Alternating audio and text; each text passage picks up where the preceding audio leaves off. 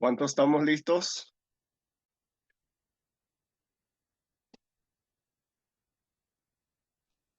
Amén, Hola, todos listos. Quiten el ping-pong, paz. Hola, ¿eh? hola, Quinto. ¿Ya están ahí? Siempre preparado. Ok. Bueno, antes de enlazarnos a lo que vamos a la teología sistemática, un poco repasando la exposición del hermano David, por ejemplo, podemos notar el acercamiento a las escrituras nos dan varias perspectivas, por lo menos desde la visión del hermano Hunt, un primer elemento, antes que acudir, ¿qué dicen los demás? Más importante, o sea, no es menos importante, pero más importante es lo que dice Dios a través de las escrituras y Él puede hablarnos directamente. Y cuando me refería que el Espíritu Santo nos ayuda, es en ese sentido. Ahora, en experiencia personal, ¿cuántas veces al estar estudiando su palabra, al igual como el hermano David Hunt, uno es persuadido, y ahí va la segunda enseñanza? Cuando estudiamos las escrituras, su palabra se encarna en nosotros.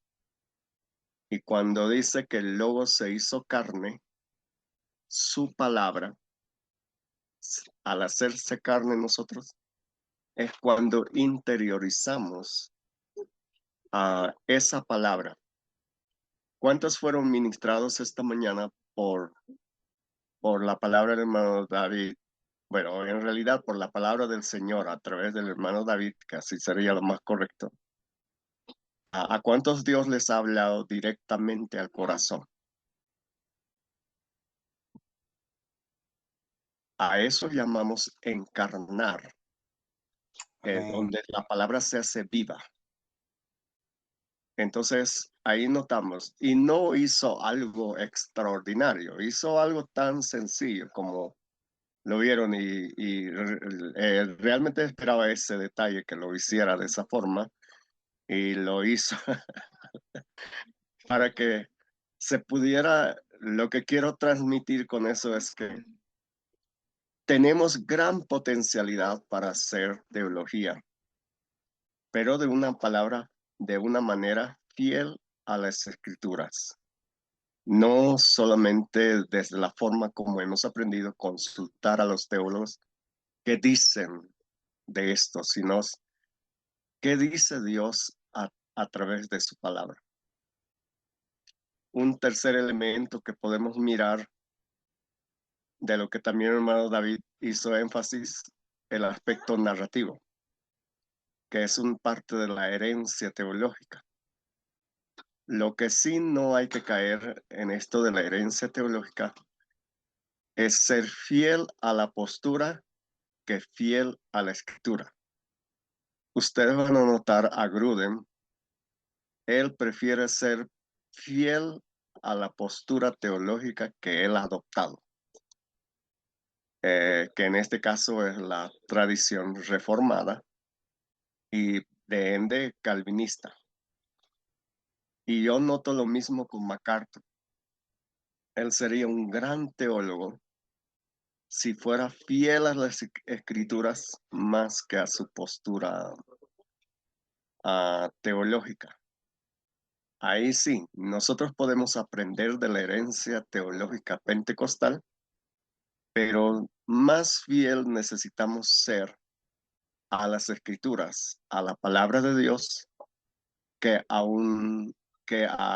la misma tradición o a la misma tendencia. Y ese creo que es un punto de debilidad en muchos teólogos, de ser fiel a la postura teológica que a las escrituras. Y ahí necesitamos ser fiel a Dios. Y la teología bíblica, eso es lo que nos brinda.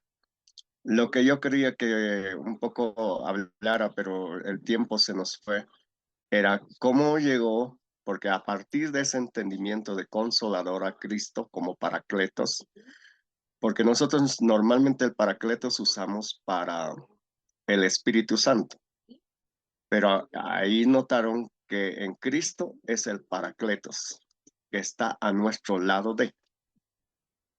Le llevó a estudiar el Paracletos en las epístolas y en Juan menciona al Paracletos tanto para Cristo y para el Espíritu. Si ustedes notan eso, esa sería una investigación. Si alguien quiere tomar, lo puede hacer estudiando el Paracletos tanto para Cristo y tanto para el Espíritu. Y la profundidad de esa palabra Paracletos no es solamente al lado de, tiene, bueno, yo pensaba aún hasta dos, desde el sistema jurídico legal de aquel tiempo, son dos. Uno es ser testigo y otro es ser como abogado. Pero mirando los términos que se usan para Paracletos, aún hay más. Y ahí es donde su teología de Juan no es puramente lógica, es de que Cristo y el Espíritu como Paracleto está al lado de ti para ayudarte, no solo como testigo, no solo como abogado que te asiste y que defiende, aún mucho más que eso. Hay una gran profundidad solo en ese término Paracleto. Si alguien quiere hacer ese término Paracleto, el uso de Paracleto, tanto para Cristo y para el Espíritu, sería excelente. Cualquiera puede tomarlo esa investigación. Y es interesante mirar los términos griegos y ahí nos damos cuenta. Ahora, noten también, los términos griegos por sí sola no tienen sentido. Hay que mirar el contexto y el contexto le da sentido, como ya vimos del término pecado, ¿no? Nosotros nos agarramos de hamartía o de el término de en hebreo también, no recuerdo el nombre, pero que significa errar al blanco, y martillamos con eso. Y nos damos cuenta que el verdadero problema no es hamartía, ni de hebreo, no recuerdo el nombre, sino es la rebelión, es la transgresión, son los otros. Ahí es donde necesitamos poner nuestra atención. Entonces, en ese sentido, quisiera cerrar ese detalle. Tenemos gran potencialidad. Ahora, otro detalle más que quiero encerrar. Podría ir hablando más, pero por lo menos quiero destacar esos aspectos. Otro aspecto que quiero destacar es en este nivel de maestría, ya no es un nivel donde solo lo que dicen, sino aquí es tú debes hacerlo, tú debes trabajarlo, tú debes configurar. Tú eres el actor principal, no los profesores, no, por eso solo estoy dando pautas y sobre ahí tienes que ir trabajando por el resto de tu vida delante de Dios y delante de la congregación. Eres el responsable de entregar una palabra sana, fiel a las escrituras en el contexto que te muevas. Si eres maestro de seminario, instituto, cual fuera, pues entrega una palabra fiel a las escrituras, eh, que sea aplicable, que sea viva, sea eficaz, a partir de tu relación con Dios, a partir de que tú lo vivas y puedas enseñar. Y si es en la congregación, de la misma manera, entrega, no como algunos dicen, bueno, yo en el seminario hablo esto, pero les voy a hablar a ustedes, como alguna vez yo escuché a algunos maestros, algo así. En realidad, a todos necesitamos entregar fiel a las escrituras. Y ahí sí el hermano David hizo hincapié, esa sencillez que necesitamos tener, esa humildad que necesitamos tener para entregar esta palabra, aunque sea tan profunda, eso no nos hace mayores ni menores. Lo que nos hace son siervos fieles al Señor. ¿Capta la idea? Hola. Amén, Sí. amén. Sí, Amén. sí, amén, amén. Amén, pastor. Así que ahora es hacer, no es, por esa razón no estamos entrando en, lo que quiero es que por ustedes mismos vayan descubriendo lo que hay en su palabra. Esa es la idea, es darles herramientas de cómo pueden acercarse a las escrituras. ¿Ok? Mirando este sistema, hay muchos sistemas, pero cuando hablamos de la persona de Cristo, ahí, por ejemplo, ustedes vieron cuando el hermano David estaba hablando de los yo soy, un primer elemento siempre debemos partir por la preexistencia. Muchas veces se parte por el nacimiento de Jesús. No, la preexistencia es de que antes de Abraham, antes de todo, él ya existía, como el Logos eterno. Esto nos hace ver la eternidad de Cristo. Y después de la preexistencia vendrá lo que es la encarnación. La encarnación es muy importante. Algunos lo sacan del tema. Después de la encarnación, ahí recién podemos mirar su bautismo, ¿qué más? A ver, bautismo, ayúdenme, o los nombres de Cristo, que es importante revisar. Todos estos tienen que ver de la persona de Cristo. Estos serían como unidades. Y cuando hablamos de la obra de Cristo, ahí ya comenzamos con su ministerio. Ahí se puede ver el inicio del ministerio, durante su ministerio, pero dentro de es mejor separar las enseñanzas de Jesús. Las enseñanzas de Jesús es parte de la obra. También podemos mirar, ahí ya viene lo que es la cruz, la muerte de Cristo, la resurrección de Cristo, hasta ahí. Algo más, Consumación. hasta la ascensión, yo creo. Bueno, aunque esto llegaría en la aplicación, bueno, esta es la aplicación, sí, es hasta la ascensión. Empieza con la preexistencia, encarnación, hasta la ascensión. Yo estoy haciendo idea alzada. Aquí faltaría, por ejemplo, la deidad. ¿La deidad dónde entraría? ¿En la obra o en la persona? La persona. Persona. La persona. Entonces, en este caso sería después de la preexistencia, la deidad de Cristo. ¿Qué más entraría? Ahora, bueno, ahí podemos ir enriqueciendo, pero lo que quiero ir a la aplicación, ¿en qué cosa va a entrar en la aplicación? En la aplicación de la redención, por ejemplo, va a entrar el ministerio actual de Cristo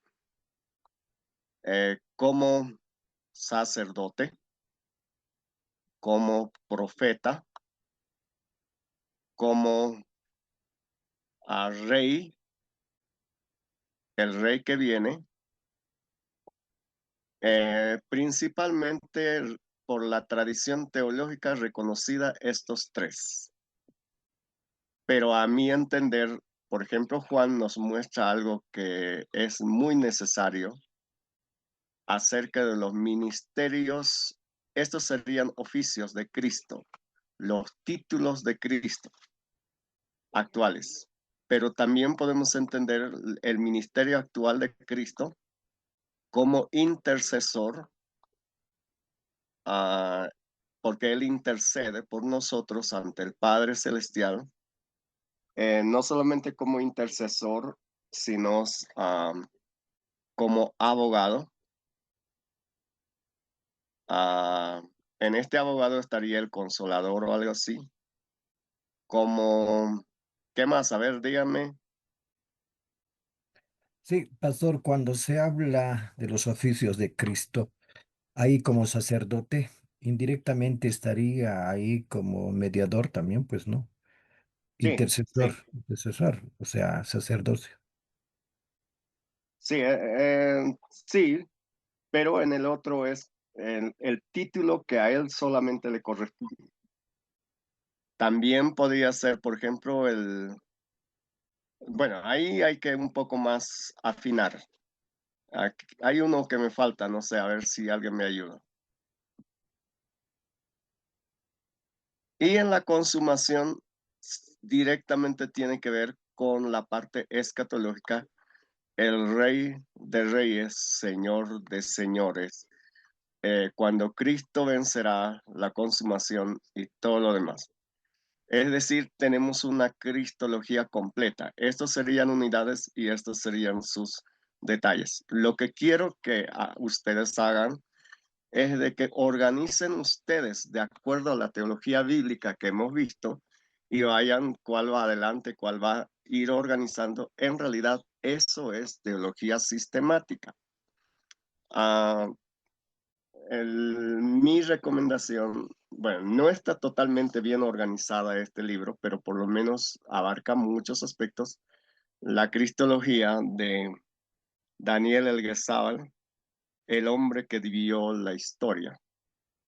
Lo pueden conseguir por, no sé si es Amazon o hay una página digital de Soderban. Ahí lo pueden conseguir este libro. Como Y dijo, gracias a profe, Dios, el apellido puede repetir. Elguezábal, Elguezábal, perdón, Elguezábal.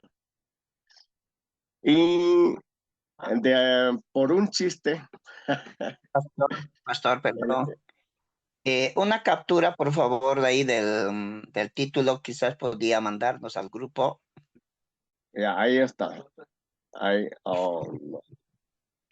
No, no se ve, pastor. Ya, se les voy a escribir. Les comento que el hermano Daniel Elguezábal fue el que vino a Bolivia. Antes se enseñaba solamente cristología, no toda la teología. Y él vino por La Paz y se vino conmigo aquí a La Paz para tomar el vuelo.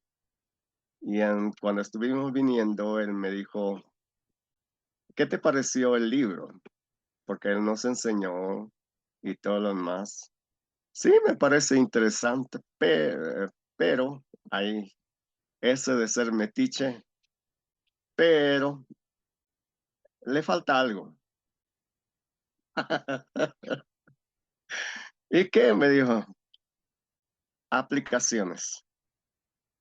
Porque una teología sin aplicaciones es como al vacío. Y lo puedes hacer, me lo dijo. Ah, sí, pero yo le respondí de pensamiento abierto. Y él me insistía, ya tiene, y las aplicaciones en términos general se los voy a pasar, aunque aquí también está. Y él olvidó el tema de la encarnación, por ejemplo. El tema de la encarnación no estaba. Y yo le dije, este tema tiene que ir porque eso es relevante en la doctrina cristiana. Entonces, lo que quiero un poco impulsar es de que no agarren un texto y simplemente lo desarrollen fiel al texto. Usted sea fiel a las escrituras y pueda reorganizarla y pueda desarrollarla y entregar una teología mucho más consistente. Y es así que fui parte de este libro, escribiendo las aplicaciones y algunos puntos, fortaleciendo aunque ahí aparezco solamente como corrector, pero eh, a partir de esa vez me llamó la atención porque el libro enseguida le voy a mostrar otro libro de Cristología muy aplicada y me llamó la atención cómo lo aplicó Alberto García, si no me equivoco, igual, Cristología. Si lo toman ese libro, les va a ayudar en la forma de aplicación. Aunque él lo aplica al sistema luterano, hablando de la María, de la Virgen María, y ahí viene el detalle, ¿no? La Virgen María para nosotros, eso es católica. No, la Virgen María no tiene ningún problema, más bien es la primera creyente, la primera que fue llena del Espíritu Santo, la primera que aceptó tener, o sea, que le creyó a Jesús, tiene una impresionante. Pero que María es la madre de Dios, ahí no estamos de acuerdo. Pero hablar de la Virgen María tiene una trascendencia teológica impresionante. Entonces, a eso quiero llevarles, a que podamos ir reorganizando, oxigenando, poniendo en orden a partir de lo que las escrituras nos van hablando y de una manera lógica. Y este sería un esquema muy apropiado para organizar la persona, la obra de Cristo, la aplicación y la consumación. ¿Se entiende cuántos lo van a hacer? Hola. Ok. ¿Alguien enseñó Cristología? Sí, Sí, pastor. Sí, sí. Teología 3 enseñamos. Ok. Pero ahora enseñan con la integración, no solamente desde un punto de vista que los libros de teología te dan, sino ahora te toca hacerlo y vas a saber que va a ser mucho más productiva y abrir la mente de los estudiantes a que lo vivan, porque la cristología no es teórica, es vivida porque Cristo se encarna en nosotros. Entonces, lo que notamos, por ejemplo, las epístolas integran encarnación, expiación, resurrección, exaltación. ¿La exaltación dónde iría? Eso nos hemos olvidado. Y retorno. Eso sí ya es en la consumación. En la consumación, en realidad ahí entraría lo que es el retorno de nuestro Señor Jesucristo. Entonces, la teología bíblica nos ayuda a ordenar mejor la cristología. Así que no lo tome los libros de teología como si fueran santos o inmaculados. Ay, nos hemos olvidado, la inmaculación de Cristo, ¿dónde entraría? ¿En la persona o en la obra? La vida inmaculada de Cristo. Persona. En la La obra. persona, la persona. Persona. Exactamente, ahí vamos colocando la inmaculación de Cristo, que tiene que ver que Jesús nunca pecó, a pesar de estar en su humanidad. Entonces son doctrinas esenciales. Y así, miren cómo podemos organizar. ¿Se dan cuenta? ¿Les abre? ¿Les da? Sí, perfecto. Amén. Amén. Aquí tenemos un sistema a partir de Timoteo 3:16. Si alguien puede leer, por favor.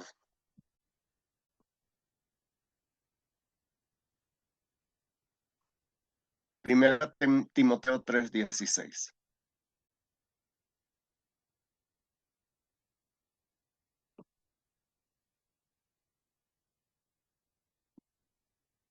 E indiscutiblemente grande es el misterio de la piedad. Dios fue manifestado en carne, justificado en el Espíritu, visto de los ángeles, predicado a los gentiles, creído en el mundo, recibido arriba en gloria. Ahí tenemos el primer sistema, el primer esquema o sistema cristológico a partir de Pablo, manifestado, vindicado, contemplado, predicado, creído y recibido en gloria. La manifestación, ¿con qué tiene que ver? Con la Encarnación. encarnación. Exactamente. Y recibido en gloria, ¿con qué tiene que ver? Con su ascensión. Ascensión, correcto. Esos son los puntos pilares. No se puede empezar sin la encarnación, porque si nosotros hablamos solo abiertamente de cristología sin un orden, puede llevar confusión a las personas. Pero si le mantenemos un orden, por eso es importante la teología sistemática, pero aquí quiero que noten, debemos ordenar de acuerdo a la palabra que nos da, muestra. Entonces eso ya nos da. Y todo lo demás ya al centro. Bueno, ahí ya podemos ir acomodando la vindicación, la contemplado, predicado, y me llama la atención, y creído. Miren que la creencia viene al último, no está antes. Primero se manifiesta y se manifiesta de distintas maneras y por último para ser creído. Entonces, ahí pueden notar, este es el primer resumen sistemático cristológico a partir del apóstol Pablo, y no solo creo que fuera del apóstol Pablo, sino de la iglesia, de los primeros apóstoles que creían así. ¿Se dan cuenta que necesitamos darle orden? Ese orden no es exclusividad de algunos teólogos y que ellos solamente pueden dar, sino la Biblia es el rector para ayudarnos a darle orden y que nosotros podemos acomodarlo muy dependiendo del enfoque y del contexto y de la manera más apropiada y adecuada. ¿Se entiende? Hola. Sí, pastor, todo bien. Bueno, ahora vamos a la narrativa, a la teología narrativa a partir de la cristología. Un ejemplo claro, el hermano Han compartió a partir de la narrativa de Juan, y que su base teológica no nace de la nada.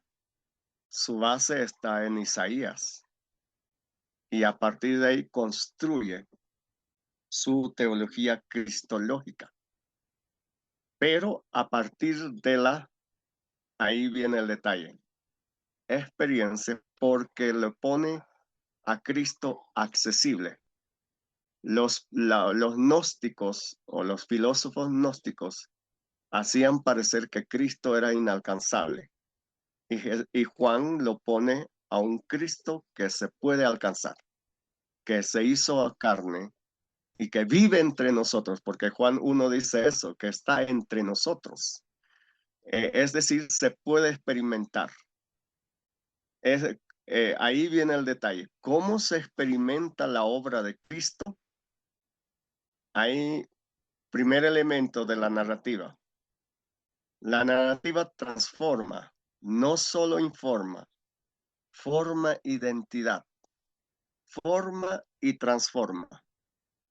La otra manera de decir, la cristología modela el carácter del cristiano. La cristología muestra el sendero del cristiano. Y ahí tenemos a dos ejemplos vivos. Primero a Pedro, cómo modeló. Y gracias, Carmen, por compartir de Pedro. Y justo hablaste de la negación, y creo que todo coincide, ¿verdad? Pero el problema no fue su negación. El énfasis es su restauración y su misión. Y otra vez, Dios restaura a la persona para cumplir una misión.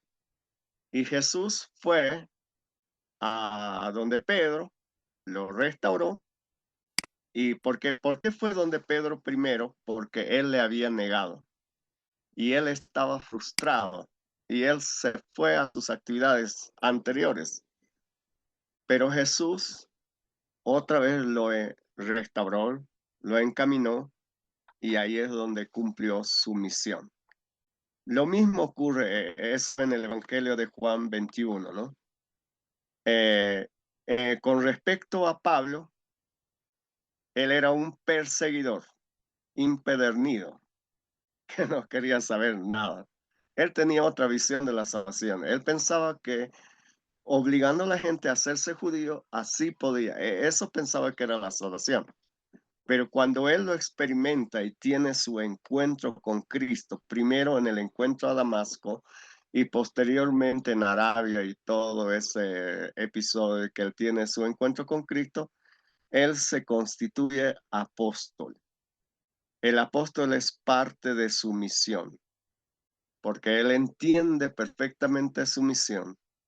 Por lo tanto, Dios actúa y él lo cuenta su historia en el libro de Hechos 9, y no solamente en el 9, sino en varias partes, pues lo cuenta varias veces. Y, otra manera de decir, Pablo experimenta la teología, lo vive la teología y lo que vivió, eso predicó. Y para nosotros lo mismo, debemos vivir la palabra y cuando nosotros lo vivimos y lo predicamos, rompe esquemas, rompe barreras, rompe cualquier situación, porque no es una palabra hueca, teórica, es aquel que toca los corazones. Es aquella palabra que entra en lo más profundo de su ser. ¿Y qué nos lleva a eso? La narrativa. Y la narrativa es una herencia pentecostal, como bien lo dijo el hermano David, y es verdad eso, porque justamente así se consolidó la teología pentecostal.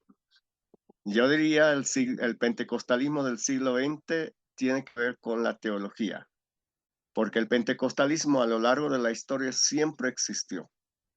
Y justo ayer estaba compartiendo con los hermanos chilenos cómo el espíritu en cada siglo iba preservándose. Y bueno, en realidad hay bastante evidencia histórica de que las manifestaciones del poder del Espíritu siempre fue a lo largo de la historia. Y no como algunos dicen, el pentecostalismo comenzó en el siglo XX. No, es más antiguo que cualquier tradición teológica, sea reformada, sea calvinista, sea luterana, sea anglicana. Nuestra teología surge del Nuevo Testamento, de esa iglesia pentecostal, de ese Pentecostés, de ahí surge. Por eso debemos ser fieles a las Escrituras. No somos una organización reciente, somos la más antigua en cuestión de teología, y lo que necesitamos es explorar y darle sentido y entender como tal. ¿Captan? ¿Se entiende eso? Ahora miren ahí, en los evangelios, según Lucas, es lo que Jesús comenzó a hacer. En los Hechos, Hechos 1:1, si alguien me lee, por favor, Jesús sigue haciendo, aunque ya ascendió a los cielos, él sigue haciendo, porque miren con atención lo que dice Hechos 1:1. Adelante. En el primer tratado, oh Teófilo, hablé acerca de todas las cosas que Jesús comenzó a hacer y a enseñar, Sigue el 2. hasta el día en que fue recibido arriba, después de haber dado mandamientos por el Espíritu Santo a los apóstoles que había escogido. Entonces, Lucas, el evangelio, fue lo que comenzó a hacer. Y Hechos, Jesús sigue haciendo. Lucas no dice que dejó. En realidad, Hechos es la continuación, lo que significa que el Cristo resucitado sigue dirigiendo, sigue enviando, empodera y gobierna. Ahora, noten ahí algo que me llama la atención de Lucas, dice, muchos han tratado de estudiar. A ver, léalo por favor hasta el versículo 4. A quienes también, después de haber padecido, se presentó vivo con muchas pruebas indubitables, apareciéndoseles durante 40 días y hablándoles acerca del reino de Dios. Y estando juntos les mandó que no se fuesen de Jerusalén, sino que esperasen la promesa del Padre, la cual les dijo, oísteis de mí. Ok, mejor léame Lucas 1, 1 al 4, porque ahí tenemos una metodología de cómo hacer teología. Y me encanta eso. Recuerdo que una vez que ya estaba compartiendo eso en la clase de investigación, en una sesión preliminar, un estudiante agarró la idea rápidamente y lo escribió y lo hizo un artículo y lo publicó.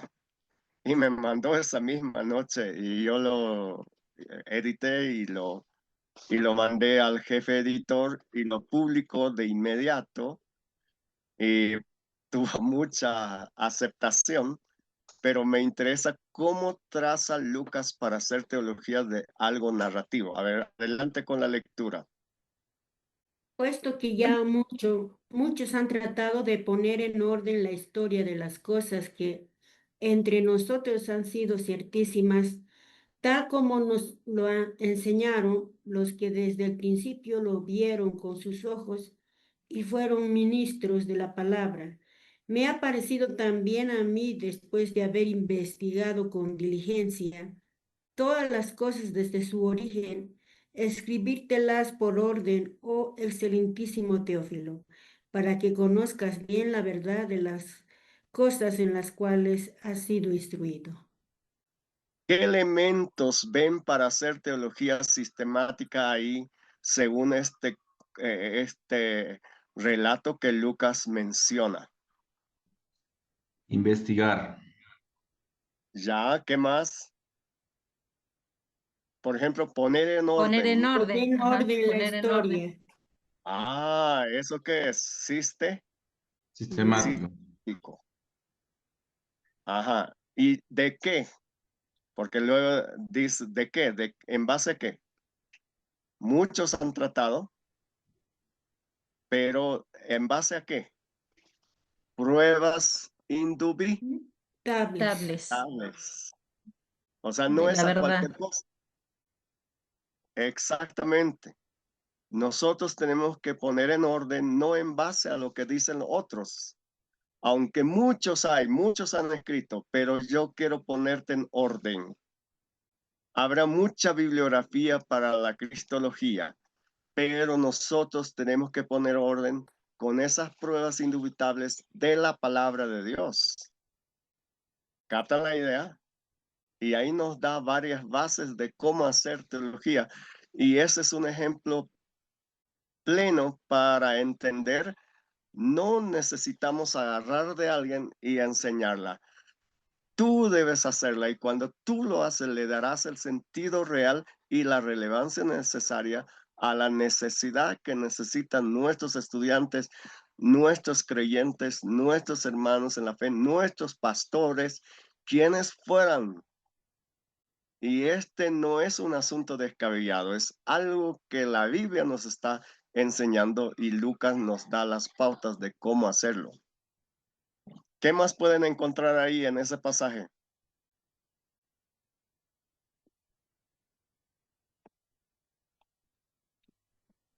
Escribió por orden. Ah, escribió, lo puso por escrito. Ujú. Y ahí yo les animo a todos a hacer una teología sistemática, vivencial, aplicable, cosa que no solamente agarremos libros y enseñemos, sino nosotros lo dijéramos y esta entrega será mucho más sólida. Hola, Amén. es común decir, ¿por qué no hacen libros sobre esto? ¿Por qué no hacen? La tarea de ¿por qué no hace? Más bien sería, ¿por qué no lo haces? ¿Por qué no lo escribes? ¿Por qué no lo desarrollas? Amén. Y bueno, por esa razón me animé a hacer esos apuntes. Si alguien ya lo ha leído, ha debido notar que hay una riqueza, ¿verdad? Hay una, espero algún momento seguir fundamentando y seguir enriqueciendo, pero que no solo esté en las cabezas, sino en algo escrito. Ahora, quiero que noten, la teología pentecostal es una teología vivencial. Aquí hay que vivir a Cristo. Que respiren por sus poros nuestros estudiantes, nuestros creyentes a Cristo. Porque las alternativas nos llevan a encarnar la palabra de Dios. La teología no es hueca, no es teórica, es vivida. Wow. Ahora veamos un poco a través del sistema quinario.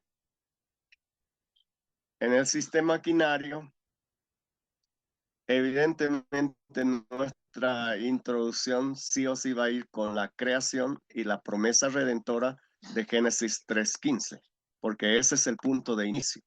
Génesis 3:15. Obviamente, ascendentes, la caída y el pecado del ser humano, que en este caso, si entendemos desde este punto de vista, la promesa redentora ya estuvo antes de la caída. O mejor, perdón, no, estoy diciendo mal.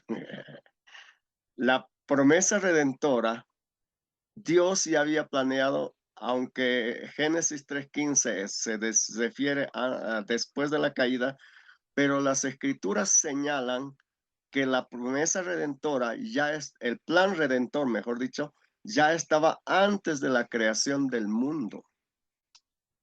Y entonces eso nos da la pauta que simplemente Génesis 3:15 no es tan primero, sino en los pasajes de la Biblia entendemos que ya estaba más antes, simplemente refleja la, la operación. ¿Cuándo comienza a operar? Esta concepción cambia totalmente. Y el clímax es la cruz. El evangelio de Cristo es la cruz y la resurrección juntos. No podemos hablar cruz sin resurrección, ni resurrección sin cruz. Siempre van juntos, como una moneda de dos lados. Y como respuesta al conflicto de la caída del pecado, es el nacimiento de la iglesia por el poder del Espíritu. Y ahí nota, el Espíritu no hace más que en este plan redentor, para luego tener la conclusión, la nueva creación, y ahí es la obra que se consuma con Cristo, la salvación, la obra redentora, cuando dice consumado es el cordero que fue inmolado. Hay una conexión y todo es coherente. Entonces, mientras vamos en esa línea, nos damos cuenta que estamos bien. Pero si choca, entonces ahí nos damos cuenta que no estamos bien. Entonces, de esa manera podemos desarrollar. Otro aspecto, ¿cómo considera la cristología la teología pentecostal? Aquí van a ver una añadidura. ¿Cuál es la añadidura de de los 4 puntos cardinales? Santifica.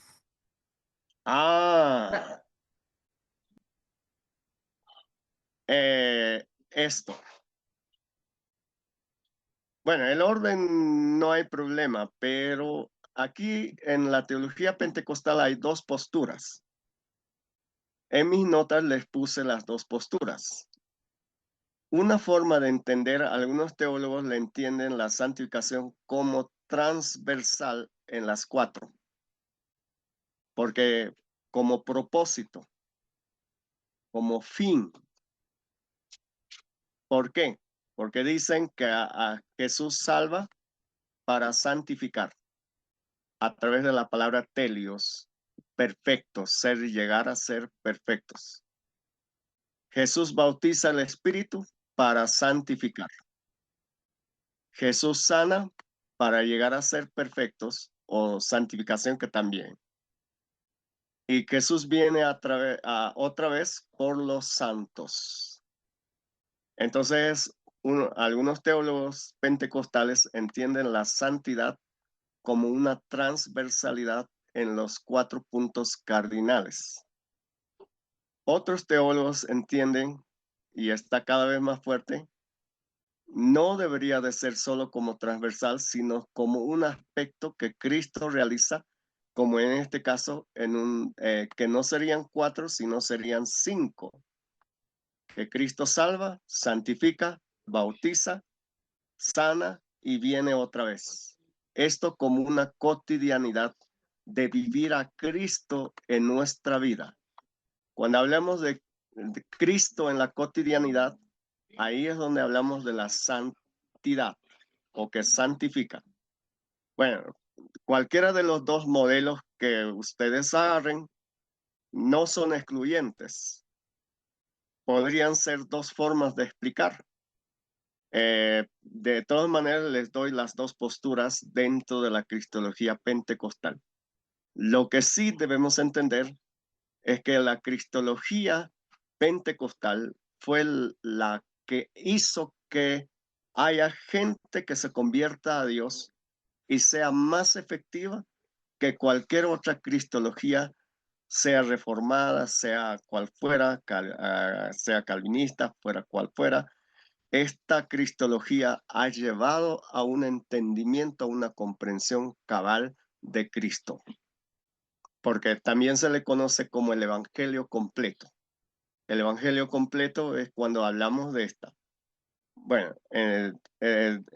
pero sigue siendo Cristo el centro. Ahora ahí sí, si ponemos la santidad como transversal, como que Cristo llegaría a ser relegado, ¿no?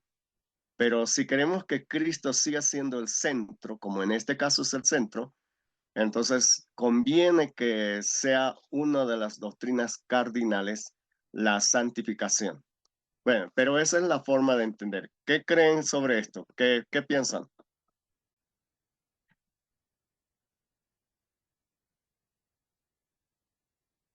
¿Cómo debería de ir? A ver.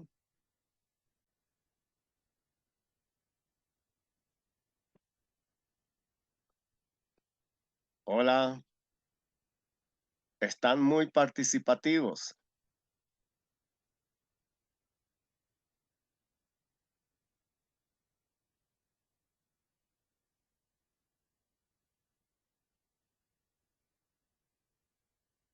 Los maestros de Cristología, vamos. Pastor,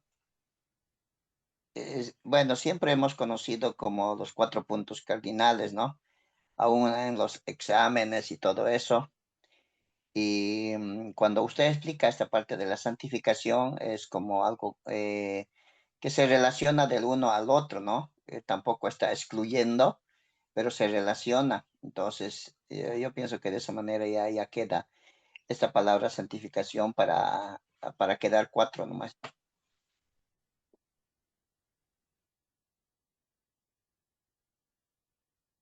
¿Otros?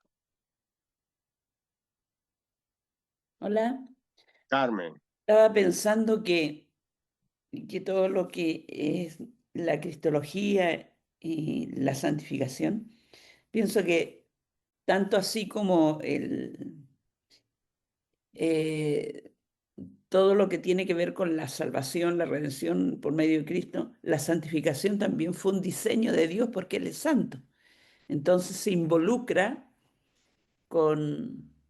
con Cristo. O sea, no, siempre va a tener que estar tan unido, porque creo que en el diseño que Dios hizo de su obra, la obra de Cristo también, la santificación, bueno, es el medio, ¿no? El medio porque Dios cumple allí su propósito. Ok. Hernán. Ujú. Sí, es muy interesante que se pueda añadir este punto porque tiene mucha relación con lo que Jesucristo salva acerca de la salvación. Porque siempre uno tiene que entender que la salvación no se limita pues al perdón de pecados, sino produce la transformación, ya sea esta progresiva de creyente, eso, mediante esa obra, ¿no? Santificadora a través del Espíritu Santo. Entonces, esta es muy importante la relación directa, ¿no? Entre lo que salva y santifica. Para mí es un excelente complemento.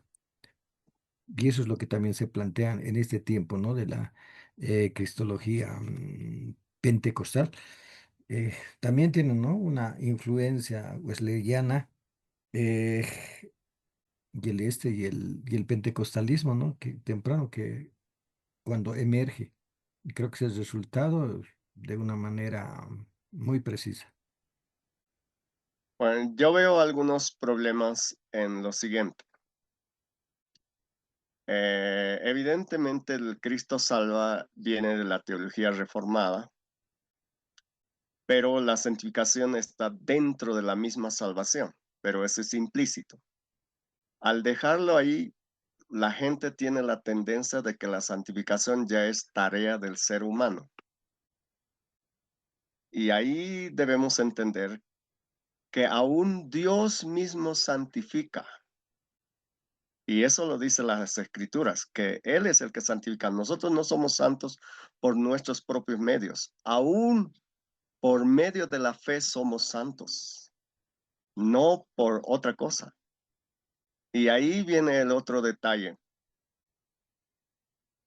A veces solo hablamos de la gracia salvadora, pero también aquí hay la gracia santificadora, del que ayer Grover creo que hablaba de Juan 1:9, porque Dios es el que santifica por medio de Cristo. La obra de Cristo no solo fue para salvar, sino también para santificar. Al hacer ese hincapié, entonces nos libramos del legalismo. El incorporar ese quinto elemento nos ayudaría a no caer en el legalismo, porque de lo contrario, sí creemos por medio de la fe en Cristo y hacemos esfuerzos para santificar, donde muchas veces se dice, si tú cometes, si tú haces, si tú el otro. No, aquí es, Dios quiere guiarte a ser santo. Eso es totalmente diferente y seguir viviendo bajo la gracia de forma inmerecida. La santificación en el caso mío me golpea bastante porque si yo estoy delante de ustedes es pura gracia y misericordia de Dios. No porque lo merezco ni nada parecido. Porque entendí la santificación en un sentido que Él obra en mí, es dejar obrar a Dios en mí. No que yo tenga que hacer esfuerzo. Obviamente de parte de mí va la cooperación con Dios por medio del Espíritu Santo que me ayuda y por medio de Cristo. Y Dios puede arrancar cualquier pecado de nuestra vida. Y si tenemos la ayuda de Él y del Espíritu, de Cristo y del Espíritu. Y realmente la santificación, por eso es que algunos lo ponen como el nervio principal de las 4 cardinales. Eso con el objetivo de no romper con los 4 cardinales. Pero para mí, si quitamos, como que queda implícito. pero si lo ponemos es más explícito y más comprensible. Entonces ahí necesitamos reflexionar.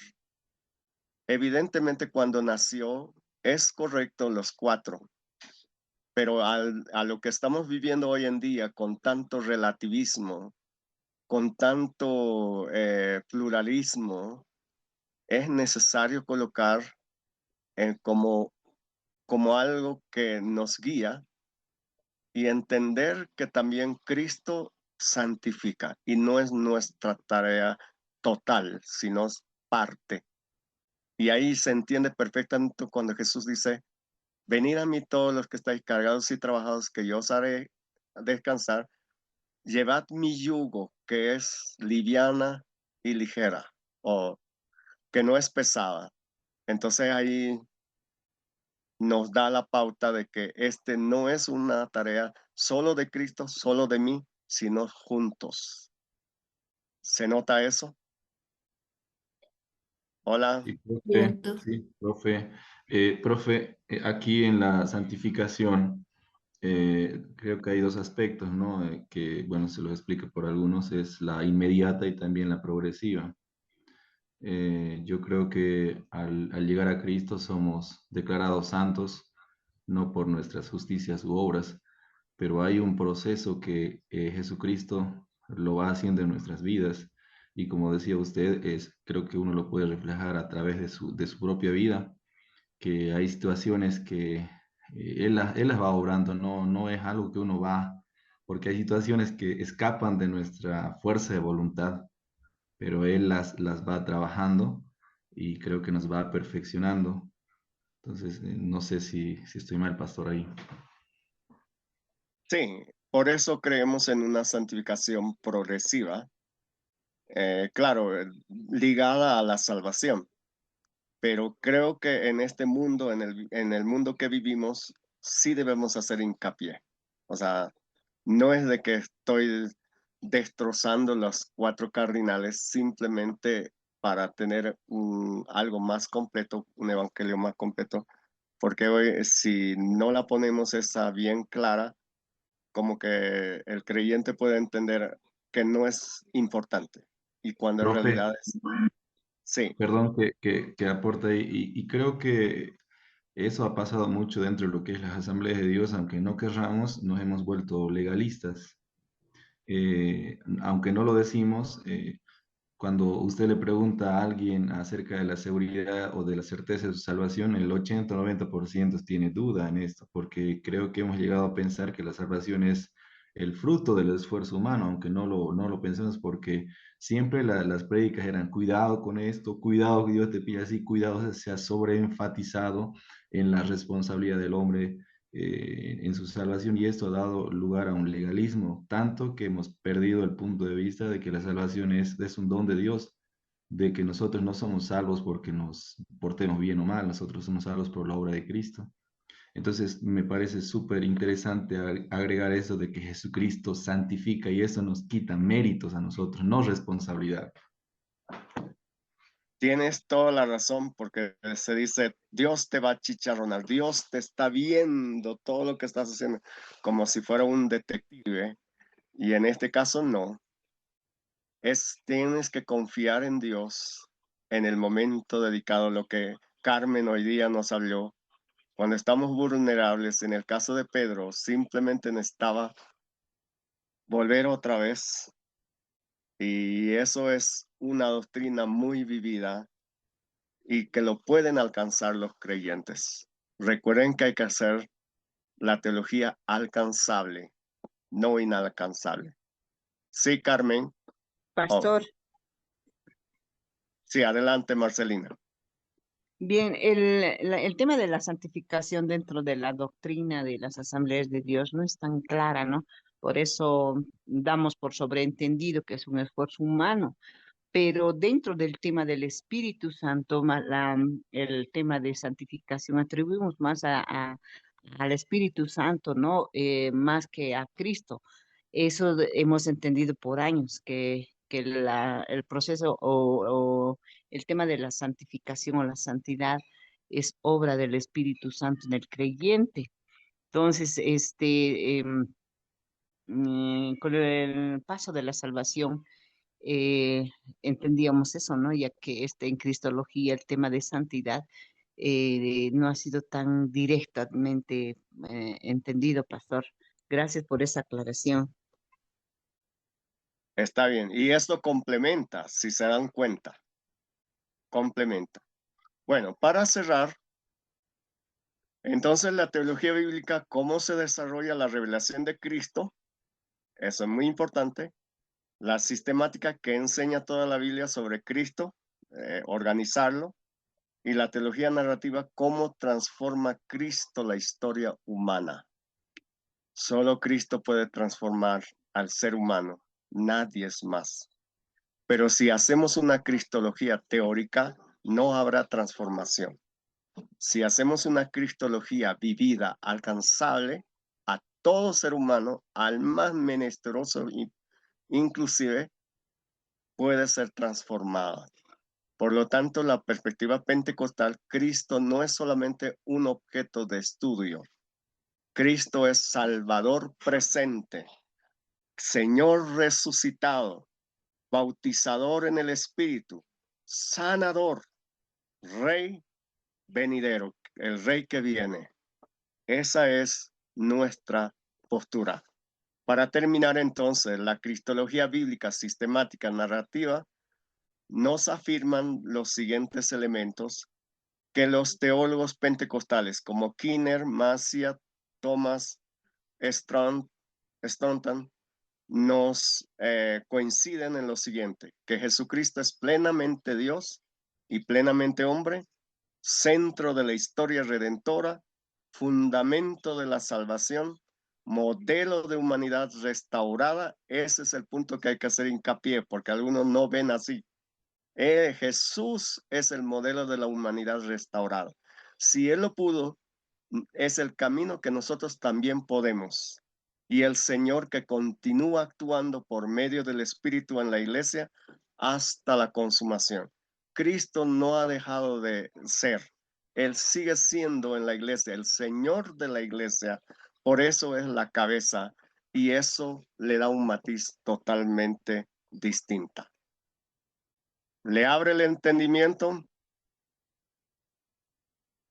Hola. Amén. Profe, Amén, amén, amén, sí, pastor. profe, Sí, adelante.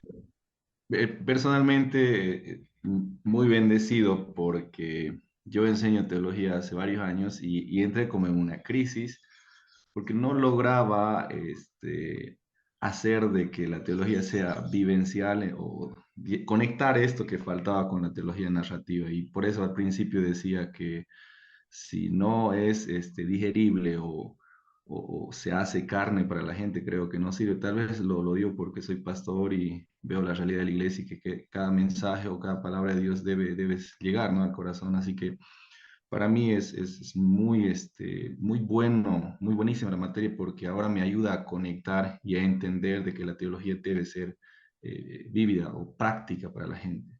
Y lo otro que me encantó fue saber, o esto no, porque cuando nosotros miramos libros de teología, lo colocan a la teología pentecostal como algo que ha surgido en estos últimos tiempos, pero lo que usted decía que es la más antigua, eso es de verdad. Y nosotros tenemos la tendencia de creer a veces o dejarnos con algunos libros y usted revisa y dice ha surgido, bueno, lo ponen como un método o como una teología nueva, pero en realidad tenemos, creo que somos, me encanta escuchar eso, que tenemos nuestro punto de partida en la iglesia primitiva y que a lo largo de la historia de la iglesia siempre estuvo vigente el pentecostalismo. La verdad me gustaría investigar más sobre esto porque siempre hemos pensado que por un tiempo se extinguió y luego de nuevo surgió. Eso, pastor. Sí, no hay el libro en español, lamentablemente. Eso ayer es un libro así de grueso, Eddie Haidt. Es en inglés, pero él estudia con evidencias históricas cómo esto va. Y al año, ahí los que se inscriban al año, ahí se hablará en historia de pentecostalismo esos detalles interesantes que tenemos como, bueno, investigadores que han desarrollado. Y claro, si bien no hay en español, pero sí hay la enseñanza para poder sostener y darle duro a MacArthur, que él habla del cesacionismo, que solo fue para el primer siglo. No es verdad. Eso es totalmente falaz. Bueno, ahora vamos a las aplicaciones rápidamente. ¿Se puede aplicar la cristología? Sí. Hoy que vivimos en tiempos plurales, desafíos contemporáneos, y es la clave. La pregunta aquí es, ¿qué significa afirmar que Jesucristo es Señor en un mundo pluralista? Lo que quiere decir que la cristología no fue formulada únicamente para resolver debates doctrinales. No entre en eso. ¿Han escuchado hablar de qué dice tal, qué dice tal? Sí, como referencia está bien. Como formación personal está bien. Pero para entregar a la gente, para entregar a la audiencia, necesitamos entregar una palabra viva. Fue desarrollada para responder a los desafíos reales de cada generación. Por eso la cristología es muy rica en la Biblia. Eso es lo que debemos entender. En la iglesia primitiva ellos se enfrentaron al judaísmo rabínico, al paganismo greco-romano, al culto imperial, al gnosticismo. Hoy en día nosotros necesitamos responder al pluralismo religioso, al relativismo, al secularismo, a la posmodernidad, espiritualidades alternativas, al sincretismo religioso, a la crisis de identidad, al transhumanismo, a la inteligencia artificial, a la redefinición de la humanidad, que hoy en día tratan de redefinir a la humanidad. Ahí miremos primero por el Cristo y el pluralismo religioso. ¿Es Jesucristo el único camino? Ahí viene la cultura actual, dice, todas las religiones son iguales, todos conducen a Dios, toda verdad es relativa. Carmen, adelante. No sé si en Bolivia está, como estás hablando de diferentes ramas que se han, hoy en día en tiempo contemporáneo, han salido. No sé si en Bolivia, pero acá en Chile se da mucho lo que es el cuadridimensionalismo, eh, que hay la Trinidad, pero sobre la Trinidad está el Dios superior. Se está dando mucho acá en muchas iglesias y toman mucho también lo que es el libro de la cuarta dimensión. Entonces, bueno, una mezcla entre todo eso, pero ya el Dios que nosotros tenemos y la Trinidad, Dios Padre, Dios Hijo y Dios Espíritu Santo, están bajo el Dios cuadridimensional. No sé si habían escuchado. No creo que hayamos escuchado, no sé si alguien sabe de eso, pero esos desafíos es ahora que nos toca delucidar. ¿Se dan cuenta? Y ahí necesitamos responder. Como historia para formación personal está bien, estudiar la historia de la teología, pero ya para enseñar necesitamos tener todas esas bases para ir a la necesidad de la gente. Y creo que con eso fui partiendo al inicio, ¿se acuerdan? Hay que ir a la necesidad de la gente. Y eso es lo que va a edificar la iglesia. Eso va a hacer crecer la iglesia con una solidez, firme convicción delante de Dios. Mire que el testimonio bíblico frente a esto dice, yo soy el camino, la verdad y la vida. No hay otro nombre bajo el cielo. Wow. Y podemos ir buscando más referencias como en Timoteo, que nadie viene al Padre si no es por, oh, no, ese también es en Juan, ¿no? Pero en Timoteo dice algo que me llama la atención como el único camino, el único mediador entre Dios y los hombres. Jesucristo hombre. Entonces ahí notamos. Entonces la respuesta cristológica, la salvación es universalmente ofrecida, pero cristológicamente centrada. Eso diferencia de todo el pluralismo. Un momentito, por favor. A ver. Por ahora no podemos, ¿ya? Anda a jugar con... Sí. Ya, aquí toma y anda. ¿Listo? Ok. Profe, podría Sí, entrar ahí Juan 10:9 que dice, yo soy la puerta, el que por mí entrare será salvo. ahí va otro. Ahí es exclusividad. Por eso hablamos de la cristológicamente centrada. O sea, solo es por medio de Cristo. No son religiones, no son... Y el cristianismo no es religión, porque no se trata de un método, un medio, es Cristo, la persona. No es el objeto, es la persona. Aquí otro aspecto frente al pluralismo. Exclusividad o inclusividad. Exclusividad, solo Cristo salva. Inclusividad, Cristo salva, aunque donde no es conocido explícitamente. Y el pluralismo dice, diversos caminos llevan a Dios. ¿Qué somos nosotros? ¿Exclusivos e inclusivos? Exclusivos, pastor. Exclusivos. Cristo es único, pero el Espíritu obra universalmente preparando a las personas para Cristo. Y ese es un punto central para el pluralismo, para el sincretismo religioso. En el contexto latinoamericano, fe cristiana y espiritualidades, como ayuno, como, no sé, a ver, dígame, porque hoy en Bautismo. día es, cuando alguien Bautismo. tiene, ¿qué? El bautismo. Oh, sí, puede ser el bautismo. Por ejemplo, tienes problemas, 3 días de ayuno, se va a resolver. Tienes problemas, 7 días de ayuno. O sea, es fe cristiana más espiritualidad. Si haces esto, ora todas las mañanas y se va a resolver por 7 días. Como que Dios fuera algo, cuando Dios puede resolver aún en el mismo día o a la otra semana o al año o tal vez nunca.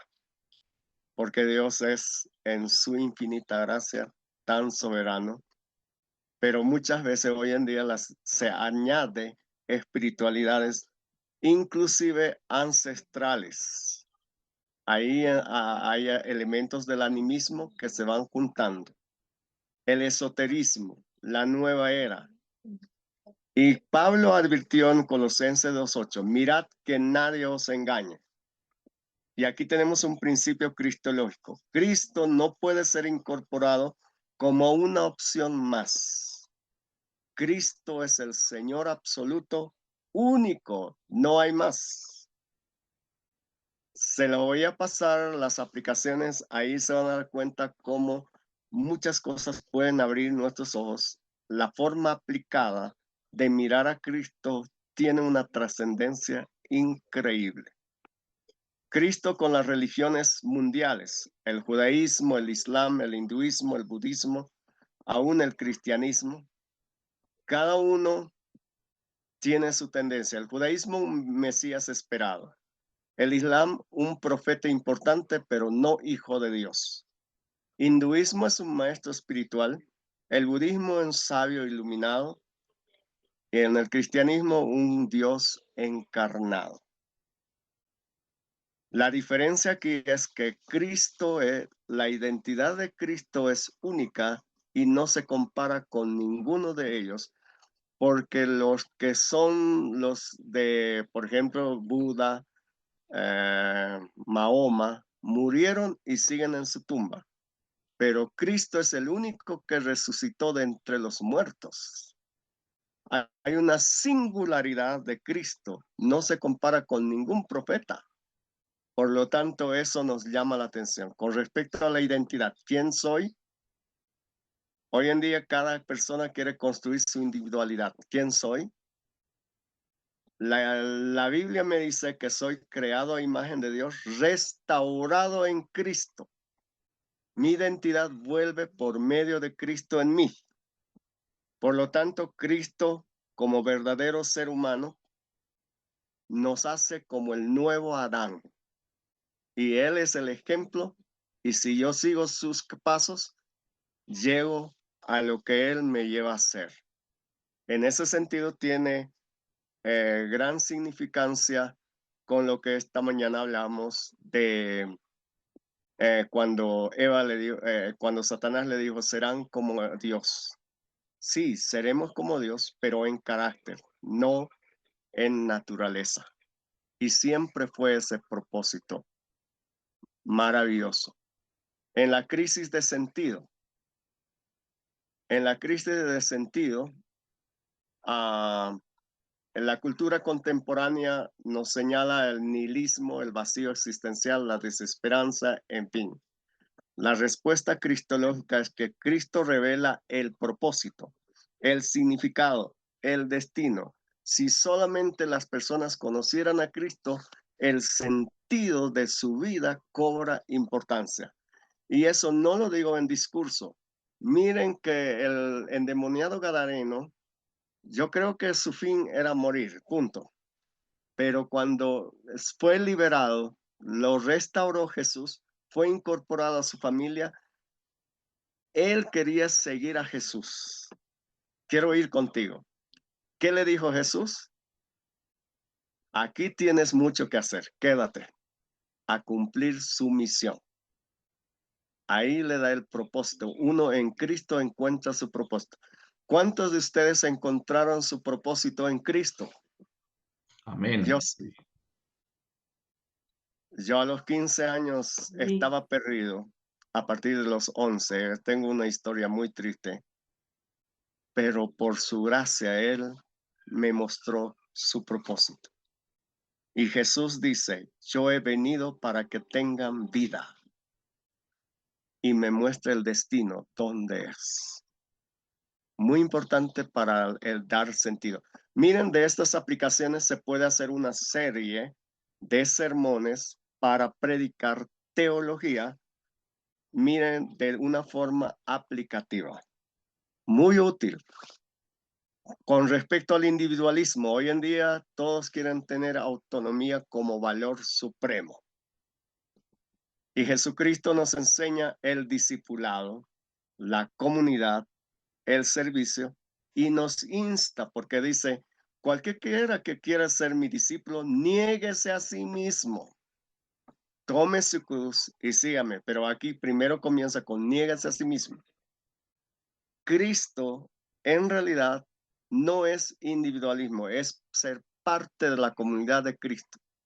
Hay cuantos creyentes, yo veo mi televisión, mi radio, estoy y soy más edificado. Dios no va a salvar individuos, Dios va a salvar un pueblo.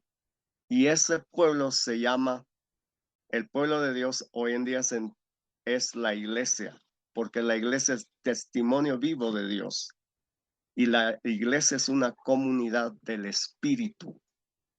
Y comunidad del Espíritu, así lo presenta Lucas, y es entender mejor desde ese punto de vista. Con respecto a la fragmentación familiar, la crisis actual es divorcio, violencia, abandono, y cuando Dios o cuando Cristo restaura nuestras relaciones, primero para con Dios, porque Él intercede por nosotros, también será restaurada mi familia, mi comunidad, me reintegra, porque la familia es un espacio central para las relaciones. Y ayer y esta mañana también vimos el matrimonio tiene que ver con la parte relacional y la comunidad. Y eso está inserto dentro de la teología. Y por lo tanto, si una persona consolida su doctrina en Cristo, puede resolver y puede haber respuesta para el divorcio, la violencia y el abandono. Con respecto a la justicia social, aquí obviamente hay varias tendencias, ¿no? Y hoy en día creo que en Bolivia ese es el punto donde la gente reclama justicia social. Y Jesús a partir del capítulo 4 anuncia las buenas noticias, la liberación a los cautivos, la restauración a los quebrantados de corazón, la justicia, en fin, es parte de ese evangelio completo que Jesús viene a restaurar. Cristo en realidad va. Entonces, Villefan y Amos Young, dos teólogos pentecostales, indican que no solamente debemos anunciar el evangelio, sino también debe estar acompañada de una transformación social. En este caso, no hay que negar la necesidad social, es decir, de una forma balanceada, no tener una tendencia total como la teología de la liberación, solo social, ni tampoco solo evangelizadora, sino tiene que combinar. Con respecto a la pobreza, las perspectivas erróneas es que el evangelio está reducido a la prosperidad. Dios quiere prosperarte. La perspectiva bíblica en este caso tiene que ver con la compasión, la mayordomía, la generosidad, la justicia, porque Jesús se identifica primero con los vulnerables, con los pobres, con los menesterosos, con los pecadores, con los más desválidos. En realidad, Cristo se interesa por ella. En el libro de Cristología de Alberto García, si la pueden conseguir, cómprensela. Ahí muestra el Cristo de los barrios marginados. Cristo, ¿por qué es de los barrios marginados? Porque Nazaret estaba lejos de Jerusalén, era la periferia. Prácticamente Cristo no era judío, porque el que estaba en la periferia es un mestizo y se identifica con aquellos mestizos, con aquellos que, porque los rabinos por eso se creían que ellos eran más judíos que Jesús, porque Jesús había vivido en las alcantarillas, vale el término, y se identifica con el pobre, con el más, y hay una gran riqueza para encarar, pero de la manera correcta, no de la manera incorrecta como la teología de la liberación. Con respecto a la salud integral, aquí el ministerio de Jesús predicaba, sanaba y liberaba. Y Jesús hoy en día sigue sanando. Él no dejó, pero una sanidad integral, espiritual, física, emocional, social, relacional, cual fuera. Por eso la restauración tiene que ser espiritual, emocional, relacional, física. No solamente llevarlo a la sanidad física. Y Dios sigue trabajando, porque ustedes van a notar en los evangelios, y sanando, no dice, es en infinitivo. Es decir, no es de que cuando te conviertes a Dios y ahí quedó, sigue trabajando, y por eso ese que Dios sigue trabajando tiene que ver con la santificación. No es una receta, acepta a Jesús, repite esto y ya está salvo. No, hay más que eso. En realidad, Cristo, la cultura digital. Hoy en día los nuevos desafíos, las redes sociales, la virtualidad, la IA, las realidades digitales, en fin. ¿Qué significa seguir a Cristo en la era digital? Este es un desafío. El principio aquí es que Cristo sigue siendo el Señor de toda cultura. Así sea la era digital, no ha cambiado nada. Cristo sigue siendo el principal elemento. Con respecto al transhumanismo, aquí donde hoy en día se modifica al ser humano, ya sean transgénero o ya sea en robots o cosas parecidas, la visión cristológica es que la plenitud humana no viene de la tecnología, viene por Cristo a través del nuevo Adán. Esto cambia totalmente. Con respecto a la inteligencia artificial, ¿puede la tecnología reemplazar lo humano? No, porque el ser humano fue creado a imagen de Dios. Eso lo distingue. Jamás reemplazará la inteligencia. Por más inteligente que fuera, no reemplazará, porque Cristo revela la verdadera humanidad. Por último, creo que es último, Cristo en la misión pentecostal. Aquí poder para testificar, porque el mismo Cristo resucitado envía al Espíritu Santo, capacita por medio del Espíritu Santo, dirige por medio del Espíritu Santo, empodera por el mismo Espíritu Santo. Es Cristo quien bautiza. Por lo tanto, nuestra misión es integral: evangelización, discipulado, servicio, transformación. Nunca pensar en uno solo de los elementos, de forma integral. Ahí vamos con los... oh, no es último. La espiritualidad contemporánea. Hoy en día hay muchas espirituales sin Cristo. Eso es muy común, como el yoga, como y otros. Y la Biblia no existe verdadera espiritualidad separada de Cristo, siempre unida a Cristo.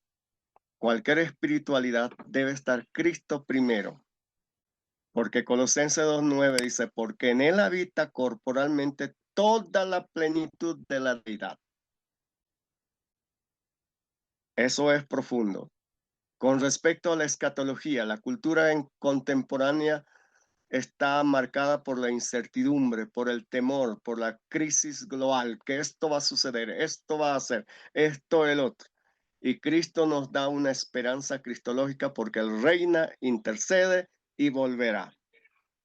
Por lo tanto, la perspectiva pentecostal, de acuerdo a las dimensiones cristológicas, salva, santifica, bautiza, sana y vendrá y volverá. Esto aplica a toda la necesidad humana. No hay necesidad humana que Cristo no pueda responder. Por lo tanto, para cerrar, la teología bíblica sistemática narrativa nos enseña a tener una cristología aplicada, no teórica. Así que ahí les di algunos